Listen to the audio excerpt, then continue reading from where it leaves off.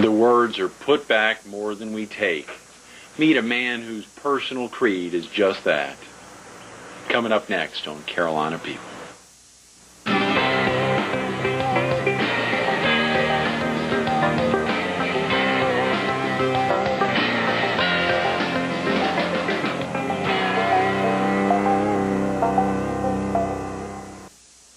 Good morning. Welcome to Carolina People. This morning we're on the banks of the Little Petey River at the Wildlife Action Adventure Camp. We're focused on wildlife action and we're visiting with its president and founder, Bunny Beeson. Good morning, Bunny. Good morning. Glad to be here. Thanks so much for coming back. Obviously, we've been so excited all week long sitting out here, and of course with you on Monday, kicking off the week. Obviously, there are a lot of viewers who may not have caught you on Monday, so we wanted to have an opportunity to spend some time with you again. But, of course, Nick Hancock was with us on Tuesday, and then to see Pete Mulford with us on Wednesday, and Jim Battle, Representative Battle, yesterday. Yeah. And those guys' involvement out here, both of them have spent a heck of a lot of time out here. Sure, yeah. Jim's a lifetime member, and Pete's a strong supporter. Absolutely. Pete talked about some of the medical center's involvement in supporting kids, as well as doing other things to support wildlife action. It's incredible out here, and the weather's been stupendous all week. We've been very blessed. Yes, it has. We've been very blessed. Bunny, share a little bit for the viewers who may not have caught you on Monday, a little bit of the history of wildlife action. Well, actually, we started in 1977, so we're 27 years old. 7 guys on the banks of the Big PD were duck hunting, and we were concerned about the lack of wildlife and how it was diminishing, loss of habitat.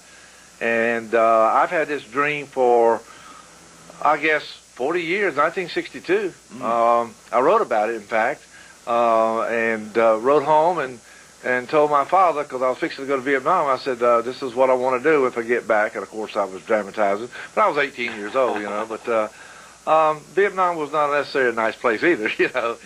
So I yearned to get back, and when I came back home, I worked hard, and I was a scoutmaster for 15 years, and became an Eagle Scout when I was a boy in garden country, and just loved the outdoors. So with that background, us guys hunting together were similar backgrounds, and we decided we would like to do something about all this. And each one of us just got together and decided to start building duck boxes, bluebird houses, and I got a little river house. And I told them, so we'll meet at my river house and cook fish, but you can't come unless you bring a kid. And one thing led to another, and that's how we started. I think I saw on y'all's website that the Wildlife Action is built and placed over 10,000. Over 10,000 duck boxes, over 4,000 bluebird boxes, and 1,000 squirrel boxes. And especially when Hugo came, we went down to Francis Marion Forest and put a lot of squirrel boxes up because all the timber trees, of course, had fallen down, you know. And we put up a lot of birdhouses and that kind of stuff. And we plant bicolor lespedeza, full quail bird, and soybeans and all. So we plant a lot of food plots for deer and that kind of stuff. If anyone was with us on Wednesday morning, they would have heard Pete Mulford not only talking about wildlife action, just serving Marion County and the environs here in the immediate area. I think he said, and you may have said on Monday, 14,000 members. Yeah, right, and got members in every state in the union and 7 foreign countries. It's amazing, isn't it? From downtown scenic Mullins. Yeah, that is amazing. Who would ever thought it, huh? 14,000 members, and you said 7 countries. 7 foreign countries. What happened was Myrtle Beach Air Force Base. I had a lot of members at that time down in Horry County from Myrtle Beach Air Force Base. Of course, when they closed the base down, all these men were dispersed to different parts of the country. Right. And their interest still, like I got kids that come from San Antonio, Texas here to camp, but they used to live in Atlanta, Georgia. Well, actually, they were stationed in Myrtle Beach. So it just keeps moving. And so they just put them on a plane, fly them into Florence, we pick them up, and there we go. That is fantastic. And a lot of times they come back to visit friends that they left.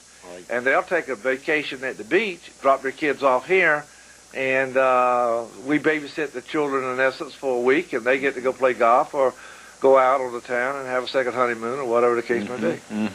One of the great things, of course, last week was the first session of the summer, Yeah. where you all had kids ages 6 to 11. It's co-ed, of course, Right. being out here. Next week, session 2 kicks off. The Right. ages jump up a little bit, and you have overnight 9 to 14 years Okay. old. Yeah, that's right. overnight opportunities. Yep. You know, it's so exciting to think about that opportunity for a parent to be able to get 5 hours where their child's out here and experiencing nature. Do you have children who coming in from the city who've never even been out in nature? Yeah, and if you don't mind, I'd like to hitchhike on a point here to the audience of the TV. We have scholarships. Last year we gave away 44 scholarships. There are a lot of working parents out there, especially moms, because 48% of our membership are women. And a lot of divorcees join Wildlife Action so that their son or daughter will have a father image. We almost like a big brother, if you will. They'll come out and we do manly things, play in the woods or whatever. And so when we do this, a lot of times those women are financially tight. I mean, their budget's tight. They don't have the additional funds to send the kid to camp. And so if any of y'all out there are interested, give me a call and we'll see what we can do to help work you out. We have half scholarships, full scholarships, etc. And a lot of the community, like Pete and Jim Battle and those people, give us scholarships. Anderson Brothers Banks, Joe's Hardware. I'm just making that up because I don't want to leave anybody out, but you know, yeah. And they'll just send in $300 and say, Bunny sent a kid to camp. And we go to the school district a lot of times around here locally, and I'll tell the school principals that I need a kid that really needs help, that hasn't missed a day of school, or is fine behavior, or a kid that was making D's and C's and now is A's and B's. And we tell them so they can work.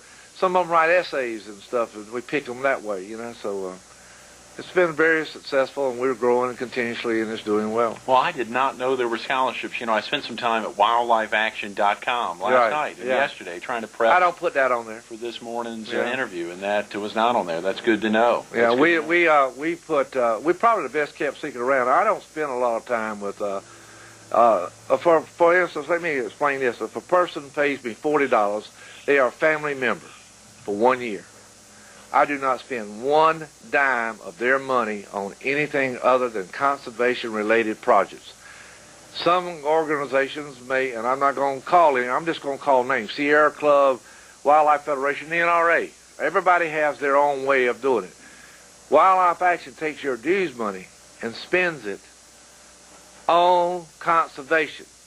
So none of my salary, no light bill, no water bill, nothing comes from your dues. That way, and not only that, we send 30% of it back, 60% of it back to the state in which you are a member, and 30% back to your local chapter. So not only does the chapter get 30% of your dues money, if they have a turkey shooting contest or chicken bog or car wash, and they raise $10,000 or $1,000, they get to keep every bit of that money to spend locally where their chapters are. We have 28 chapters in South Carolina. We have a resource education center like this that you see here. We have one at Santee Cooper. We have one in Spartanburg. We have one at White Marsh, which is up near Wyville, North Carolina. We have 350 acres in Atlanta, Georgia on Lake Cherokee. Ted Turner is a member of our organization. I'm not trying to name drop, but he called me, and it used to be a old boys club. We got them in San Antonio, Texas, and Butte, Montana. So there's different places that we do this. But it all started on the banks of the Great Petey River in 1977. You and six other... I drew a line in the sand and said, boys, y'all want to work? Let's cross it. And from 1977 to 1983, we only had 7 members because we wrote the Constitution, and we would try to shoot it down. We'd sit down at my river house and say, okay, well, we're going to have alcohol beverages. No, we don't. They're not allowed, period. But at that time, we had to debate that because there were 7 people. And once we drew the Constitution up, then we set it out, and that's the way we go. And one of the reasons we don't have billboards and beautiful colored brochures or, you know, things, because we don't spend money on it. So that's why we're 27 years old, and thank you for coming and doing this. Yeah, this is funny. Man, we're just thrilled to have TV people down here. It was Diane Devon Stokes from Southern Style who called me and said, you know, I just had a guest in the show this week who you need to get to know. So I got to give credit to Diane. Diane's a wrong friend we used to do together when she was at 15. And, oh, yeah. Yeah. She was doing Palmetto People. That's right, yeah. And I was on her show then. Is that right? Yeah, way back, yeah. My daughter was in the 10th grade. She's 39 now. So I give you some idea. Yeah, that does. Tell you age, Diane. I know. We're the age and Diane, son of a gun. She is. But I'm 61, so. Okay. That's right. I think, and Jim Battle and I talked about that on yesterday when he was with us, about the fact that you all virtually grew up together. Yeah, that's right. And he talked about growing up on the Petey River, but not experiencing anything like what the kids are out here experiencing today. I mean, just the excitement for the kids in the camp out here. Yeah. Of course, you said growing up as a scout, you attended Camp Coker as well. Sure, absolutely. Camp Coker was my. Well, that was 3. I went out to Philmont too, but all of these. Facilities we have here are implemented from ideas from Yellowstone to Tetons to all the camps. I used to travel. I just love all of it, you know. And so, Coker had a lot to do with this. How would a viewer get involved with Wildlife Action, Bunny? It's real simple. If you want to join Wildlife Action, just go to www.wildlifeaction.com. If you can't do that, you can't remember the phone number, just call the Mullins Chamber of Commerce. Everybody knows us, and they'll stick us up in it. The phone number that we used on Monday and that we want to use all week, 800-753-2264. Is that the best number? That's right. It's toll-free, won't cost you a dime, no matter where you call from. So for our viewers in Laurinburg and Lumberton and up in Red Springs, they can give you a call now. Are they allowed to come down to the camp? We got a bunch of kids coming to camp from Laurinburg. Great. Yeah. We Radio 92.9 interviewed me 3 or 4, I guess, weeks ago about the camp, and the daggone phone just went wild. Great. And people calling, and one woman told me, that's the reason I know about the chamber. She said, I didn't know what the number was, so I just called the chamber, and they put me right to you. So, you know, and so we got probably 6 or 7 from Laurinburg coming. Then we got some Wilmington, North Carolina, and all different places, Right. There's just not camps like that. I mean, there may be camps like this. No, there's not. There's nothing. There's nothing like this. You traveled all over. I know them all, and that's I would not have this camp if there was another camp that children could go to like this. This is unique. This is unprecedented. We don't have TVs and radios and basketball goals and all. This is a conservation camp. We talk about the, and of course I want to talk a little more about that, obviously the 5-point laws of Wildlife Action and how they interact with the camp. But of course that excitement, the camp kicked off what year? 1985. Okay, so a year before. How long has that been? That's almost 20 years. Yeah. 19 years. Yeah. So a year before you sold your businesses. Yeah, that's right. I sold my business in 86 and came here full time doing it. We started actually having camps in 83 and all, but they were like 3-day camps and weekends, ICTs, and that kind of stuff. ICTs are instructional camping trips, and it just grew. The demand was there, and so we just said, okay, let's do it. Golly, Bunny. Let's open up a little bit and talk about that aspect of actually having laws that y'all are pushing to stride towards. I think it was a 5-point law. Sure, preservation. There are certain things. That's our first law, and there are certain things that we want to preserve. Grand Canyon, the Statue of Liberty, a way of life, old growth of trees. There are certain things that we need to preserve for future generations to see, to give them the opportunity to see what we have. And then there's conservation. Of course, that's wise use. If you cut one pine tree down, plant 2 more back, or we need paper. Everybody needs, that materials. And God put this stuff here for us to use. And then, of course, education. That's what we're doing now, public education, bringing public awareness. There are people out there listening to this that didn't know about Wildlife Action until they've tuned into your program. And we're grateful for that. And then, of course, you've got sportsmanship, which is outdoor ethics and manners. We teach gun safety, that kind of stuff, proper elegancy about the outdoor life and what you should do and what you shouldn't do. And then, of course, fellowship. We wanted to make sure everybody had fun saving the good earth. And everybody's got a job, so they need to go and work hard, but let it be fun and not let it be a burden. And so that's what we do. I called that 800 number this morning, Bunny, and I know you said someone's there 9 to 5. Obviously, I called it real early this morning. But we have an answer machine, There was an answer machine, so I hope that's checked. I'm sure it's checked on a regular basis for folks to find out, because there's still some opportunities. I think the cutoff for Session 2, unfortunately, they missed it, was yesterday, or last Sunday. Yeah. Section 3 and 4 is the one you got done. The cutoff is June 30th. So That's there's right. still an opportunity, and that's going to be held July 11th through July 16th. Session 4, the deadline, I believe, 7/18. That's right. For camp on 7/25. So Right. there's still an opportunity for folks. How many folks can y'all have during one session of camp? Well, no, I won't take over 60.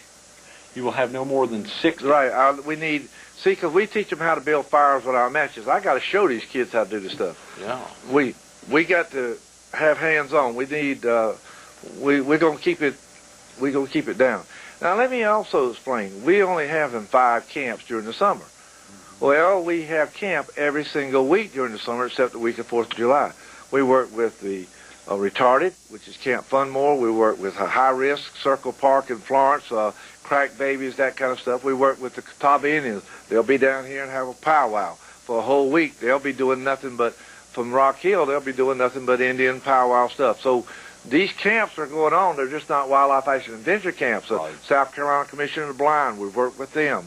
So we work with the Dr. Pete, the hospital with obese children, the overweight camps. Right. On how to eat properly and walk and all that. So every week there's something going on. On the 17th we have 60-some kids coming from Marion Elementary School that we'll be down here all day doing. And Wow. see, and so we got something going all the time. That's fantastic. Yeah. That's on Saturday. That's why we serve the community. Right. Yeah. The Action Adventure Camp, albeit that's what folks can find out about online if they visit Right. wildlifeaction.com. That's right. That's exactly right. That's Wildlife Action. Right. That's right. They can fill out the form That's without right. getting in, and of course That's they'll right. experience that. It's a 5-night stay, Sunday to Friday. That's exactly right. Share with the viewers a little bit about, I think you said this year there's a theme, and there must be one every year. Yeah, we change it from year to year because kids don't want to get bored to coming. But this year is 1890, and so, of course, that's Wounded Knee, and we'll be talking about the Plains Indian, the Sioux, and that's why you'll look over here and you'll see teepees up and all because that's what they used. And we'll talk about the way they survived off the land and what they did and how they did it. And, of course, that brings us into the recycling, conservation, and preservation of our natural resources. 1890 is a big year. Yes, it was. Not a lot of TVs, as you said, or No, we basketball don't have goals. any. No, we don't have any radio down. On Thursday night, Spirit Night, we have a little shagging or dancing or whatever. We teach them how to shag. We play chess and checkers. And we got some ping pong and a pool table, and they can buy drinks and cokes and canteen and all that, you know. And at what we call turtle time, their private time. And but they have to stay on inspection every morning at 9 o'clock by their bed, and we inspect their beds. And we have mile swim, watermelon eating contest, tug of war. I mean, all the fun things at camp, and screaming and hollering and doing, you know. And we put them in patrols, and each patrol competes against the other patrol, you know. Now, Bunny, do y'all have room for any more volunteers to come out and help during those 2 or 3? Well, during our day camp, we had about 42 volunteers. At our overnight camps, we don't need as many. Right. And but we use volunteers. We could always use volunteers. Right. I mean, golly bum shucks, some of us work pretty hard, and we sure use. We got people who could cook for us. If you can cook a chicken bog or fry a fish or something, and say, okay, Bunny, I'd like to cook for your people. The National Guard, for instance, they cooked for us one time. We have different people to just cook a meal, and then they come in, and the kids get to taste different things. I had some brothers from Albuquerque, New Mexico last year, and the Bronx, New York, and they were the same age. And they came to Mullins, South Carolina to camp, and we had grips. Of course, they didn't know what grips were. Yeah. And so yeah, this is a good time. We have people who cook breakfast for us, and people who cook. The Rotary Club might say, okay, we'll take care of Thursday night supper or something. Right. You know, Right. Subway in Mullins has been very supportive of us, and they'll say we'll make subs for all the kids or something. You know, so. Wow. So, Bunny, we got about 7 or 8 minutes, and I want to make sure we focus. There's so many aspects. Of course, breaking down what the camp's like during the week. There's so many aspects that happen for the kids who are here, and that's ages 9 to 14, but also to give a feel of where we are now and what else is here at the camp. We've got, I think you said 57 acres out here. You use 2.5. yeah, we use a little bit more than that. We just got that cleared up. We are in Marion County in the swamp on the Little Petey River. And we have boardwalk to go all the way through the swamps, and they hit what we call little islands that are up higher. And then on the island, we may have a place where we set up our tents or our teepee, or we may have an island where we do archery. And the little boardwalks get you to it, so it's like a huge spider web with little strands going. Oh, yeah. So we meander through the swamp and not mess up anything to get to a little island. That's why Francis Marion and his boys used to fight the revolution. And they would camp on these islands. Well, we've got little islands all through this. And so each little island holds a canteen or a barracks or whatever. That's fantastic. Yeah. Now, of course, since we're not a mobile show, we're only in a fixed position. Right behind you, the Pioneer Village Inn. But there are facilities like this, log cabins throughout the entire... Right, that's the girls' barracks, the inn. Okay. Okay, and then the teepees. We got people who sleep in the teepees. Then we have the Rough Riders. They're our counselors. They 16, 17, 18 years old. Some of them are freshmen in college. I mean, it's according to whatever. The girls are called the Foxy Ladies. Their job is to do it. We have patrol leaders sleep in each barracks each night with each kid. You want to know about? I mean, to look out. So one would be in charge of 15, another would be in charge of 15 or 14 or 17. You know, right. And so it just works out like that. You said you'll have 60 kids out here next week. That's right. And for the next a couple of weeks between now and the end of July. Yes. That is fantastic. Yes, we turned kids down. We had 101. Excuse me. This at the day camp we turned down 16. Is that right? Right. So you were totally full for the day camp. Oh yeah, but we're not full now, and people wait. Money's hard, times are hard. The economy is bad. In Marion County, you got 22% unemployment. I mean, I understand all that. So call us about those scholarships. Where does the win? We put a man on the moon. We ought to be able to send a kid to camp. That's exactly right, Bunny. Those are great words, and of course, it was so exciting early this morning when I called your 800 number to hear on that voicemail right there at the end. If folks are really interested in getting kids or grandkids or their neighbors' children to camp, they need to call and leave a legitimate leave a legitimate message. But if they're not doing that, I'd love for them just to hear that voice right at the end. It says, "Tell me, I forget. Show me, I remember. Involve me, I understand. Involve me, I understand." And that's what Wildlife Action Adventure Camp's all about. That's right. And it sounds like what Wildlife Action's all about. Well, we try to teach the children how to solve problems. They aren't getting that now. And that's why we don't have all the fancy gadgets. Mr. Bunny, Mr. Bunny, Mr. Bunny, what's the problem? Well, I can't tie my shoe, or I can't find my bike, or I can't find that, or this, that, and the other. Okay, so we teach them how to think. We teach them how to solve problems. If you are in this situation, is there any reason that you should ever hit a child? No. Or whatever the case may be. And we teach them how to do it. And they just light up and get excited about what they learn. Right, yes, right. Sir. Not being entirely reliant on things within a push a button. Oh, right. That's right. A mama. That's right. That's right. You mentioned that 48% of your Wildlife Action members, of the 14,000 members, are females. That's exactly right. Yeah. That's fantastic. I got kids. Let me tell you, I got kids 15 and 16, 17 years old paying me money every month, $2 buying their lifetime membership. I probably got 28 of them doing it. 28. We probably have. That's unreal. You don't know. It's just Wildlife Action is so good. It's just the best thing in the whole world, as far as I'm concerned. Because I love it. I'm obsessed with it. I mean, I started. It's my baby, so you know I love it. So. Is your family involved in Wildlife Action? Oh, absolutely. My daughter is 39 years old. She lives in Augusta. She's a lifetime member.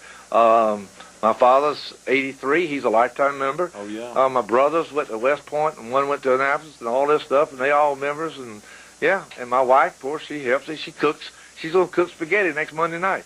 That's right. She's going to cook it on Sunday so she can have it for me on Monday. We ought to get out of it for that. That's right. That's great. Well, kudos to your dad. You know, your father was instrumental in helping Fox 43. That's right. Indirectly lock get that up tower our up. tower Right. location. Oscar McKenzie, Thanks to Oscar. That's exactly right. They were wonderful. And, of course, we've so enjoyed having Marion County as our central location to broadcast to more than 1 million folks now. So a million? That's cool. A big thanks. Not that 1 million are watching right now, but that's still we reach a little north of 1 million folks. And so thank your dad, please, on behalf of Fox 43. There is the Wildlife Action slogan, put back more than we take. Right. Put back more than we take. How are y'all doing that? By local folks solving local problems, and that's our motto. Our slogan is to put back more than we take. And how are we going to do that? We want local folks solving local problems. We know more what's going on here than the people in Washington, D.C. or the federal government. Next thing is, we say, how are we going to do it? We're going to have a 5-point law: preservation, conservation, education, sportsmanship, and fellowship. It's a real simple concept. If you got a problem, it's either in preservation, conservation, or whatever. It's one of the 5-point laws. Like if you have a lack of fish or gets a drought, the rivers dry up, that we need to close the rivers and not have, no wake zones. I mean, we can go on and on and on. But we also got one of these resource education centers at Santee Cooper. And, I mean, we're doing well.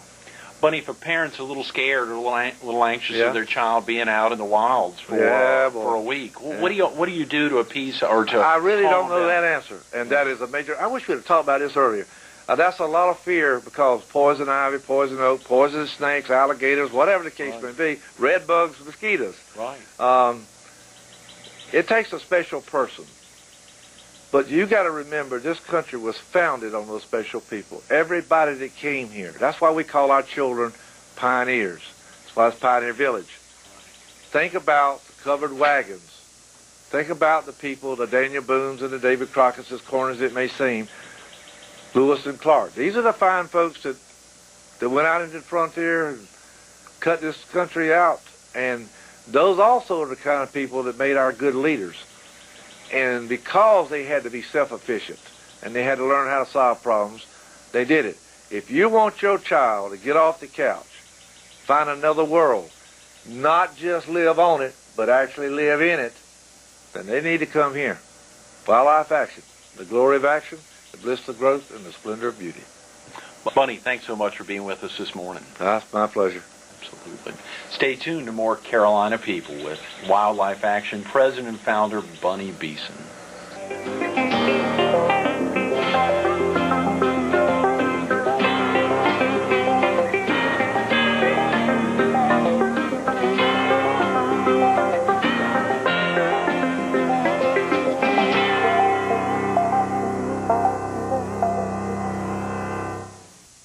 It's not only the Wildlife Action slogan, it's also his personal creed. Put back more than we take. It's real simple. Put back more than we take. If you've been here with us visiting all week, either on Monday or today, you'd experience the Wildlife Action Adventure motto, put back more than we take, helping local people solve local problems. Give them a call. Try that 1-800 number. Listen to Bunny's voicemail and get your child out here. We need you.